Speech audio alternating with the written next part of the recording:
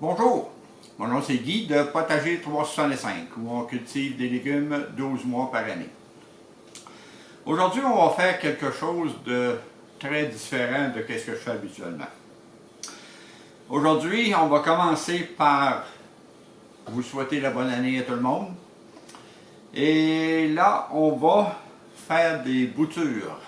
Ce sont des boutures de figuier. Ma fille, qui reste à Ottawa, a des figuiers chez elle.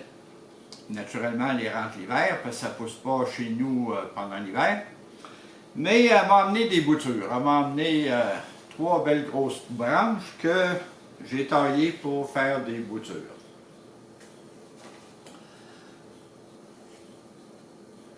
La manière pour faire des boutures, c'est quand même assez simple. Et le figuier reprend très bien par bouturage. Alors là, on commence par trouver la direction que la branche s'en va. Alors on a comme un gros rond qui est la trace de la feuille et un petit picot au-dessus. Alors on met le gros rond en bas et le petit picot au-dessus. La manière de tailler les boutures, c'est de tailler environ 1/4 de pouce ou 5 à 6 mm en dessous d'un nœud. Il y a beaucoup de monde qui vont planter ça directement.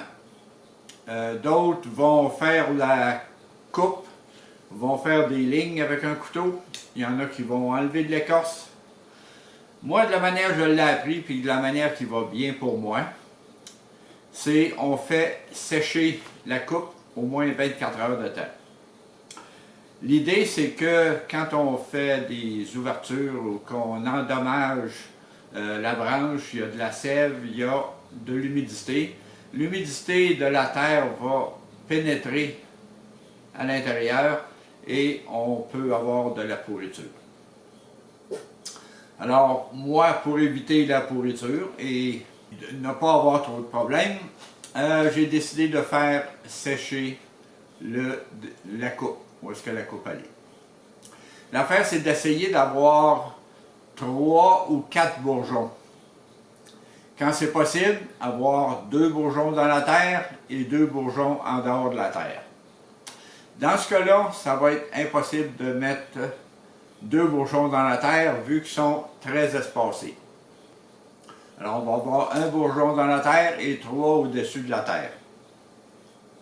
Ce qu'on va faire, c'est que j'ai acheté des hormones. On va mettre des hormones au bout et on va mettre ça dans la terre. Le mélange que j'ai fait pour essayer d'avoir quelque chose qui draine bien et qui va très bien, malgré qu'on n'arrosera plus, j'ai un mélange de 60% de peat moss et 40% de perlite. Le mélange de terre qu'on veut, c'est un mélange qui se draine bien. J'ai vu du monde utiliser à peu près n'importe quoi. Il y en a qui font ça dans le sable, il y en a qui font ça dans du terreau d'empotage, il y en a qui font ça dans n'importe quoi. Alors pour commencer, je voudrais parler dans quoi on va mettre ça. On va mettre ça dans des sacs de lait. Mais il y a une manière que c'est plus intéressant qu'utile parce qu'on peut juste remplir ça de terre tout simplement. Mais j'ai regardé, il y a un gars qui lui avait une méthode assez spéciale de plier les sacs.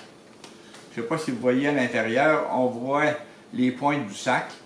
Et ce que ça fait un sac avec un fond carré qui se tient debout. J'en ai rempli une coupe ici, que je vais vous montrer. Ça fait un fond carré. Le sac, on le dépose, il tient debout. Alors, c'est pas quelque chose qui est utile, important ou quoi que ce soit. C'est juste pour le fun. La manière que je me suis pris pour faire ça, j'ai replier le sac à l'envers. Et là, j'ai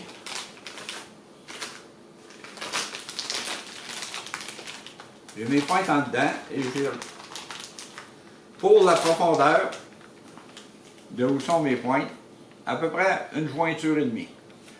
C'est pas très scientifique comme mesure, là, mais ça va très bien. Après ça, on écarte le bas. Et là, on va à l'intérieur, où est-ce qu'ils sont nos pointes. On ferme les pointes et on les replie vers l'intérieur. On fait ça pour les deux pointes.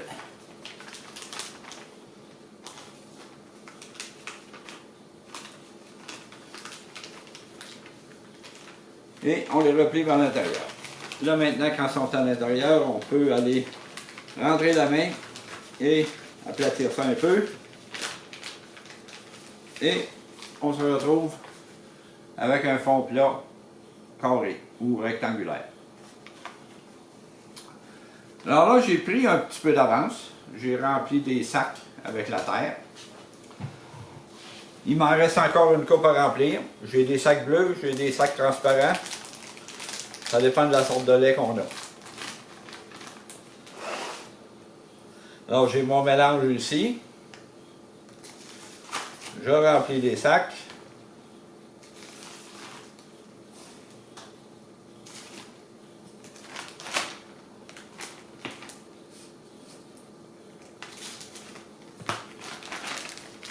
Et ça fait des beaux sacs qui se tiennent debout tout seul. Là, il m'en restait 4 à remplir, j'en avais fait 6.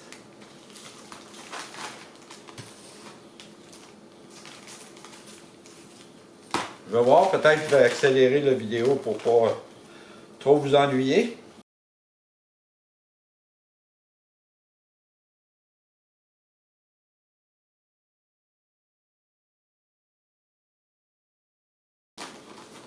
Là, j'ai oublié de vous mentionner, c'est que dans le fond du bac, j'ai mis un peu de terre humide. Et on va voir pourquoi dans quelques instants. La terre, ça prend une terre qui est très humide, mais pas trop mouillée. Quand on l'écrase comme ça, là, il peut sortir une ou deux gouttes d'eau, mais il ne faut pas que ce soit le déluge quand ça sort. Et il faut aussi que, oui, on puisse sortir une ou deux gouttes d'eau en pressant très fort. Là, je vais aller me laver les mains et je reviens. Bon, habituellement, on peut se servir d'hormones pour faciliter l'enracinement. Celui-là, ça s'appelle Rootech, R-O-O-T-E-C-H. Je ne peux pas vous dire que c'est le meilleur, je ne l'ai jamais essayé. Ça m'a été recommandé chez Botanix. Il y en a qui sont pour des boutures vertes, donc qui sont plus faciles à enraciner. Je vous ai parlé de couper la bouture juste en dessous d'un nœud. Comme tout le monde sait, le plant de tomate il pousse des racines tout le long. Mais s'il n'y a pas un nœud dans l'eau, peut-être que ça ne marchera pas non plus. Alors assurez-vous toujours d'être un quart de pouce en dessous d'un nœud pour un succès assuré, surtout pour les plants de tomates. Là, on m'a dit que les chances de succès sont très bonnes avec le figuier. Je ne l'ai jamais fait, on va voir. Là, je me suis fait un petit pinceau de fortune en coupant un morceau d'éponge. Je ne voulais pas tremper mes boutures directement dans le pot. Alors j'en ai vidé dans un petit contenant. Et là, je vais peinturer mes boutures. Idéalement, c'est de faire un trou. Si on fait un trou, il y a moins de chances que les hormones s'en aillent. Alors, on va commencer, je pense, par faire tous les trous, ça va être plus facile. Les trous sont faits dans tous les sens. Là, on va continuer à peinturer nos branches.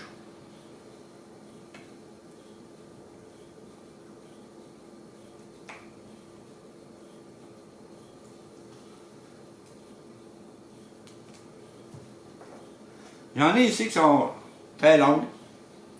Là, je ne serais pas capable de mettre 2 nœuds dans la terre. Il va y avoir juste un nœud dans la terre et 3 nœuds en dehors.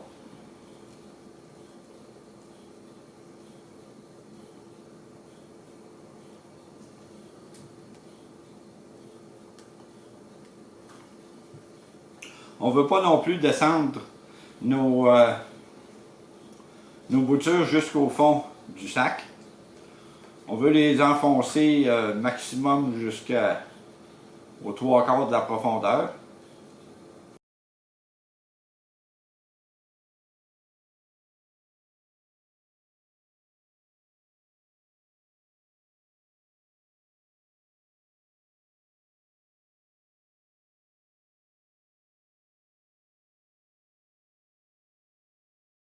Ce que je vais faire, je vais juste tasser un peu la terre au-dessous, autour des branches. On ne veut pas compresser, on veut juste s'assurer que la terre touche aux nœuds et aux hormones.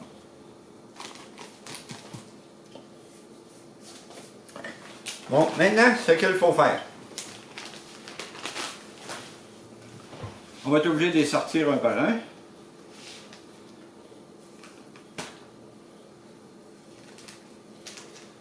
On va mettre un zip tie, ça peut être n'importe quoi, pour refermer le sac.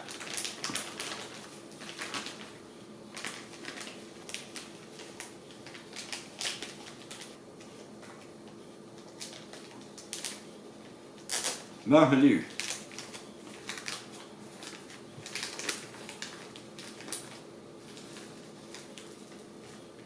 Là, ça peut prendre de 3 semaines à 3 mois à enraciner. Alors, on a des sacs transparents. On va voir quand les racines vont sortir.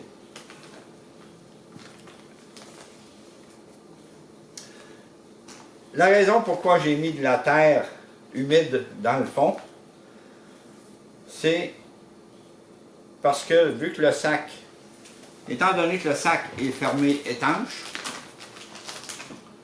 il n'y a pas d'humidité qui va sortir et on ne veut pas que la tête de la bouture assèche. Alors pour ne pas que la tête de la bouture sèche, on va le voir tantôt, là, mais ce que je vais faire, je vais mettre un autre bac à l'envers par-dessus ça. Parce que vu que j'ai des boutures qui dépassent, je ne pourrais pas mettre un couvert. Fait que ça va être un autre bac à l'envers qui va servir de couvert.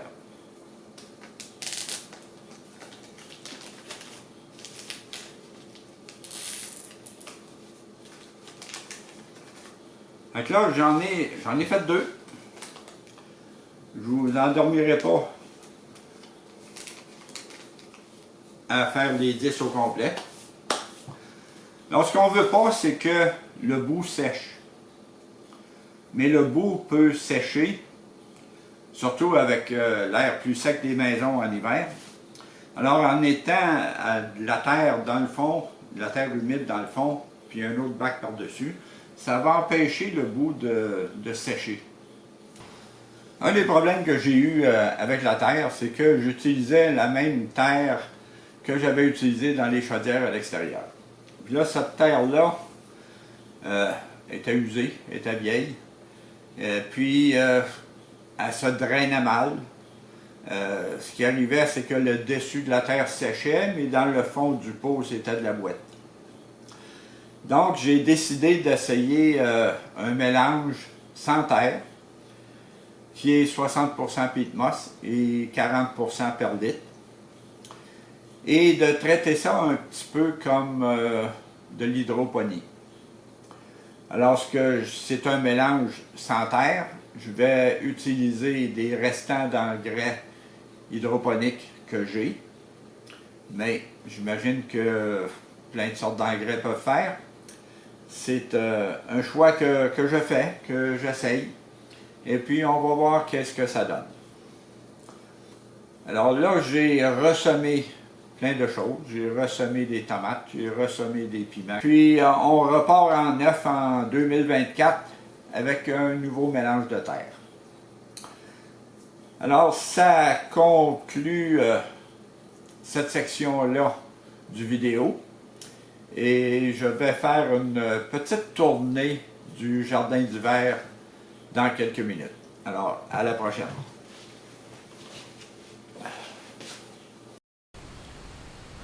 On commence la visite du jardin d'hiver. On a ici un plant de tomates Red Robin. Donc avant-hier, il était plein de tomates.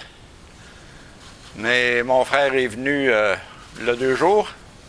Je lui ai donné un baguet, puis je lui ai dit « Amuse-toi ». Alors, il a rempli un baguet avec des belles tomates Red Robin. On a ici nos échalotes, 3 sortes d'échalotes, qui vont très bien. Ils ont une coupe de cheveux déjà, mais là, je pense qu'il y en aurait besoin d'une deuxième.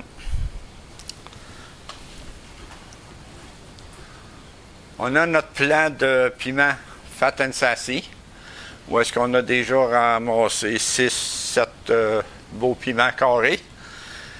Là, il y avait comme pris un break. Puis là, il est plein de fleurs et de petits piments.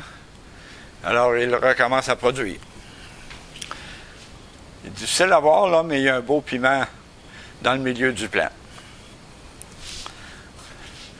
Ici, j'ai un plant de jalapeno, de type jalaro. J'ai jamais goûté au piment. Ils sont supposés être pas trop forts. On va voir qu'est-ce que ça va donner.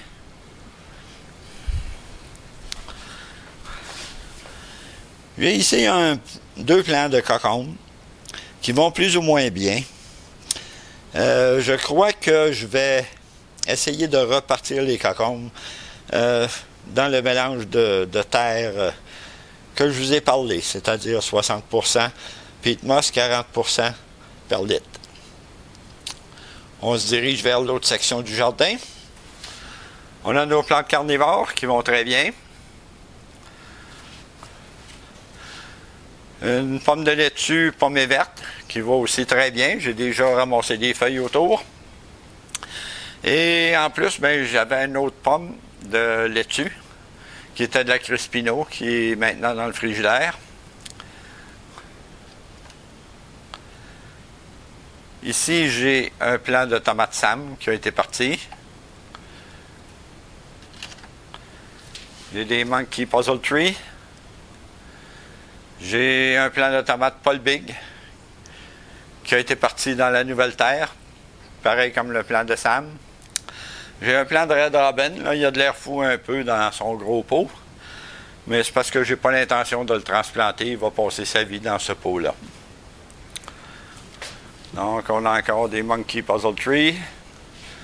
Lui, c'est le seul qui est dans la nouvelle terre. On a de la coriandre. J'en récolte régulièrement. On a le céleri. Le céleri, je pense qu'il serait temps là, que je mette une pinte de lait en carton autour pour faire blanchir les branches. J'ai ici un genre de petit palmier qui a comme explosé depuis un mois. Et c'est pas mal tout pour la visite. Alors, j'ai un plant de tomates Sam ici. Il n'est pas très beau, mais il a été transplanté 3-4 fois. Puis là, il est rendu dans la nouvelle terre. Alors, on va voir s'il récupère. Alors, si vous avez aimé, donnez-moi un coup de pouce. Abonnez-vous à ma chaîne. Et on se revoit la semaine prochaine. Merci d'avoir été là.